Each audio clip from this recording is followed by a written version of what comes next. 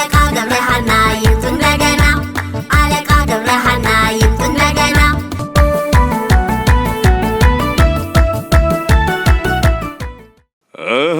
እንዴት ናችሁ? ጎሽ የኢትዮጵያ ልጆች እንግዲህ ሰሞኑን በብርቱ ጤናችሁን ለመጠበቅ አደራ አይተባላችሁትን ስታሻሽሉ ስተገብሩ ስታከናውኑ አይቻለሁ። መልካም ነው። ጎሽ እንግዲህ ሆነና ልጆችዬ ዛሬ ደግሞ አባባ ስለምን ሊነግሩን ነው ማለታችሁ አይቀርም።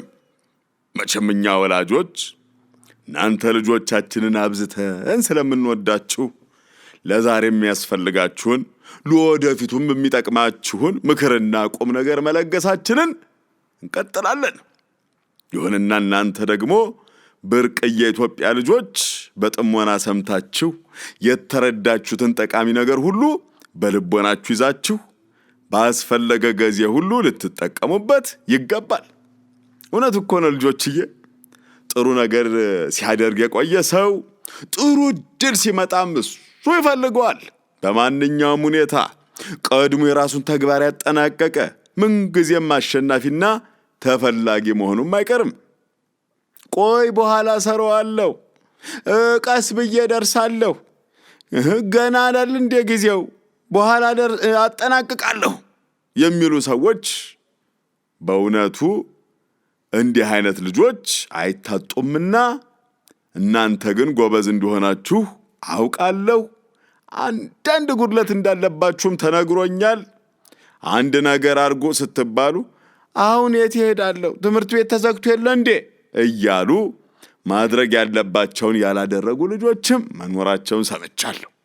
ስለዚህ እንግዲህ ዛሬ ይህንን አስመልክተን አሁን በቅርቡ በአንድ ቤተሰብ ውስጥ ስላለ ታሪክ እነግራችኋለሁ።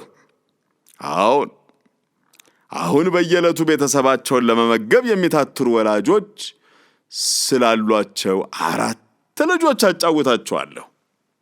ይገርማችኋል ልጆችዬ፣ እነዚህ አባት ከመንደሩ ርቆ ኮንዙ ማዶ ተጉዞ ከተራሮች ጀርባ ካለው ከተማ ሲሰራ ውሎ በፀሐይ መጥለቂያ ሰዓት አመሻሽ ላይ ለልጆች የሚገዛዛውን ምግቡን ቀለቡን ይዞ ይደርሳል።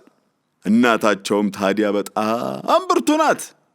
አባታቸው ያመጣውን ተቀብላ እሳቱን አንድዳ አጣጥባ አዘጋጅታ ምግቡን ታበሳስልና ለቤተሰቡ ታቀርባለች። ልጆችም እጃቸውን አጽድተው መመገቢያ ሳህናቸውን አጣጥበው በየቦታቸው ቁጭ ብለው ይጠብቃሉ።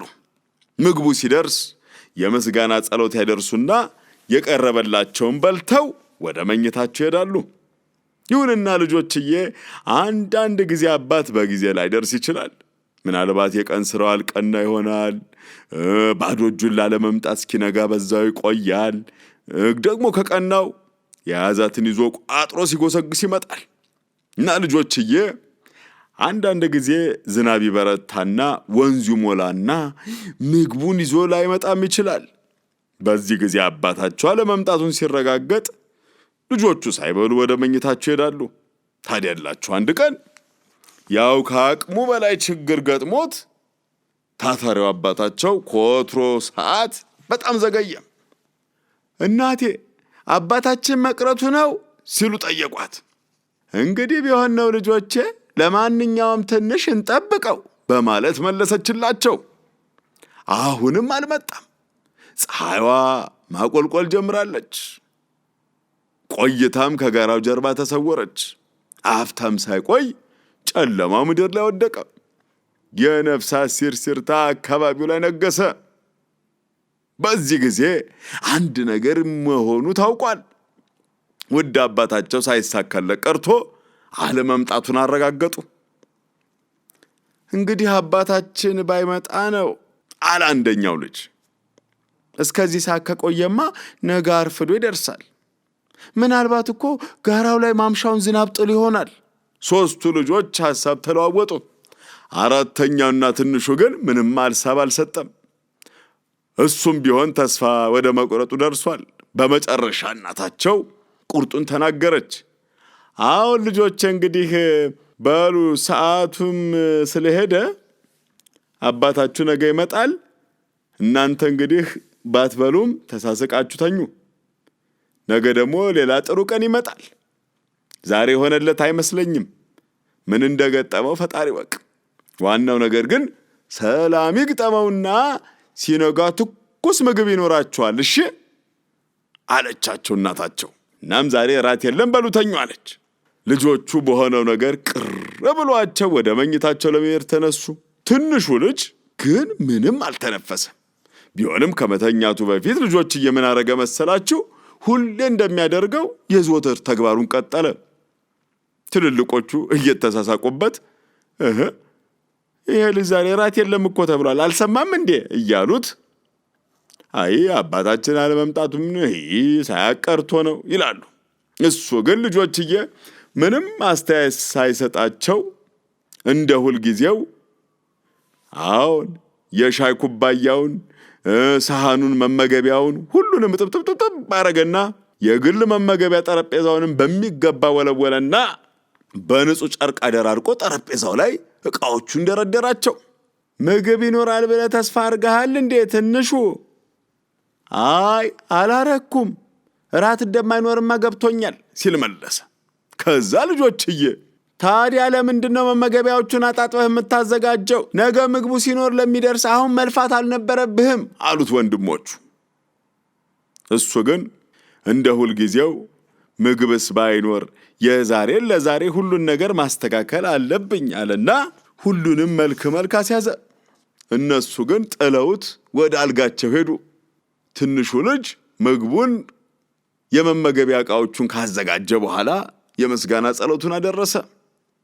ወንድሞቹ በሞኝነቱ ሳይሳለቁበት አልቀረም። እነሱ ተስፋ ቆርጠው ተኝተዋል። ትንሹ አባትህ እንደሚመጣ የተሰማ ትመስላለህ ልበል አሉት እናቱ። የለምማ ትንሽ ስራዎች ነበሩኝ። አባትህ የሆነለት አይመስለኝም። እኔም እንደምታየው ምድጃውን አጠፋፍቼ ተመለስኩ። ከዚህ በኋላ አባታችሁ ቢደርስም እሳት ማቀጣጠል አልችልም። ገብቶኛልማ። ግን አባታችን በደህና የቀረ ይመስልሻል? ባይችል ይሆናል፣ ክፉ አይገጥመውም። አይዞህ፣ ፈጣሪ ይከተለዋል። እሺ እናቴ አለና ትንሹ ልጅ ሁሉን ነገር አሰማመረና የቀረኝ ጸሎት ነው አለ። ከዛ ጸሎቱን ማድረስ ያዘ። እናቱ በጣም ደነቃት። ሌሎች ወንድሞቹ ምንም ሳያደርጉ ተኝተዋል። እሱ ግን ሁሉንም እንደወትሮ አዘጋጅቷል። ለምን እንደሆነ ማወቅ በጣም ፈለገችና ሲጨርስ ጠብቀው ብትጠይቀው፣ ውድ እናቴ አባቴ መጣል ብዬ አላሰብኩም፣ እራት አገኛለሁ ብዬም አይደለም። ነገር ግን ሁልጊዜ የማረጋቸውን ተግባሮች ሳላጠናቀቅ መተኛት አልፈለግኩም አላት። አሁን ታዲያ በዚህ ሰዓት ይህን ሁሉ ማድረግ ለምን አስፈለገህ ብላ ጠየቀች እናት። ታዲያ ይሄ ብልህ ትንሹ ልጅ ልጆችዬ የዛሬን ስራ ማሳደር አልፈለግኩም፣ ጠዋት ማጽዳቴ ካልቀረ አሁን ቢሆን ይሻላል ብዬ ነው ብሎ ለእናቱ አስረዳ ሁኔታውን። እናቲቱ በእውነት አንገቷን በአግራሞት እያወዛወዘች በልጇ ብልህነትና ጥንቃቄም ተደስታ ጸጉሩን እያሻሸችለት ሌላ ጥያቄ ሰነዘረች። እሱስ ጥሩ ነው ልጄ፣ ወንድሞች ጸሎት አላደረሱም፣ አንተ ግን አድርገሃል። ምክንያቱም ማወቅ እንዲያው ፈልጌ ነበር አለችው። እናቴ አያቴ እንደነገረችኝ ጸሎት ማድረስ ያለብን ገበታ ስለቀረበ ብቻ አይደለም፣ በማንኛውም ጊዜ መጸለይና ፈጣሪን ማመስገን እንዳለብንም አስተምራኛለች። ጸሎት የሚቀርበው ፈጣሪ ስለሰጠን ምግብ ብቻ አይደለም። ታዲያ ሌላ ለምን ጸለይክ አለችው። አንቺ እንዳትጨነቂ፣ አባቴ በሰላም እንዲመጣ፣ ነገ ተሰበስበን ሁላችንም በደስታ እንድንመገብ ጸልያለሁ አላት። እናት በልጇ ብልሃት ተደስታ ግንባሯን ስማ ሸኘችው። ወዲያው ልጆችዬ አንድ ነገር ትዝ አላት። አሁን እንዴት ትዝ እንዳላት ራሱ ገርሟታል። በጣም ደስ አላትና ትንሹ በልና ጠብቀኝ፣ ቆይ በመመገቢያ ጠረጴዛ ላይ ሆነ ጠብቀኝ አለችውና ወደ ማጀቷ ገባችና ከዛ እናት በደስታ ተውጣ ብቅ አለችና ይሄውልህ ልጄ ፈጣሪ ሁልጊዜ ምክንያት አለው፣ አንተ ተስፋ ሳትቆርጥ ስለተዘጋጀህ የምኞትን አግኝተሃል አለችውና ለአንድ ሰው በቂ የሆነ ከምሳ የተረፈ ምግብ አቀረበችለት። እርግጥ ረሳው ነበር። ለሁሉም ስለማይበቃ እራት ላይ ጨምራ ልታቀርብላቸው በማሰቧ ነው። ልጆቹን መቀስቀስ አልደፈረችም። አንዴ ስለተኙ ለማትጠቅማቸው ቁራሽ እህል ተነሱ ማለትም ተገቢ አልመሰላትም። አዎ ልጆችዬ፣ ታዲያ ትንሹ ልጅ ስላላሰበው በእድሉ በጣም ደስ አለው። አያችሁ አይደል? ሁልጊዜም ዝግጁ መሆን ጥቅም እንጂ ጉዳት የለውም። ሆነና ብልሁና ጠንቃቃው ልጅ እራቱን ተመግቦ ወደ እንቅልፉ ሄደ። አባታቸውም ሲረፋፍድ ገስግሶ መድረሱ አልቀረም። አዎ ልጆችዬ፣ እንግዲህ ከዚህ ብዙ ነገር እንማራለን። ምን አስቸኮለኝ እያላችሁ ከሆነ የዛሬን ለዛሬ መፈጸም ተገቢ ነው። ልክ ነው፣ ሐቅ ነው። አንድ ነገር ሰምቻለሁ ልጆችዬ። ትምህርት ቤት ተዘግቷል ብለው የትምህርት ቤት ቦርሳቸውን፣ ቁሳቁሳቸውን፣ የደንብ ልብሳቸውን፣ ሌላውን ሁሉ ዞር ብለው ያላዩ ልጆች አሉ። አዎን፣ ይሄ አይደረግም። ሁሉም በአግባቡ ጸድቶ በስነ ስርዓት ተቀምጦ ዝግጁ መሆን አለበት። ሲከፈት ከመጣደፍ ቦርሳዬ የት ሄደ? እንትኔ ደግሞ የጠፋ ማን ያነሳብኝ? እዚህ ጋር አስቀምጬው ዕቃዬን አይባልም ልጆችዬ። ሁሉንም በመልኩ በስርዓቱ ማስቀመጥ ተገቢ ነገር ነው። በየጊዜው ማጽዳት፣ ዝግጁ ሆኖ መጠበቅ ሁሌ ጥሩ ነው። እንግዲህ የዕለቱን ሥራ በየቀኑ መከወን አለበት። ልክ አይደለም እንዴ ልጆችዬ? ጎሽ ጎሽ ጎሽ በሉ እንግዲህ ልጆችዬ፣ እናንተም እንደ ትንሹ ብልሁ ልጅ ሁልጊዜ ጠንቃቆች እንድትሆኑ ፈጣሪ ይርዳችሁ። ሀገራችሁን የምትወዱ፣ የሰው ልጅን ሁሉ የምታከብሩ፣ የምትተሳሰቡ፣ ለታላላቆቻችሁ የምትታዘዙ ትሆኑ ዘንድ ፈጣሪ ሁልጊዜም ያግዛችሁ፣ ይርዳችሁ።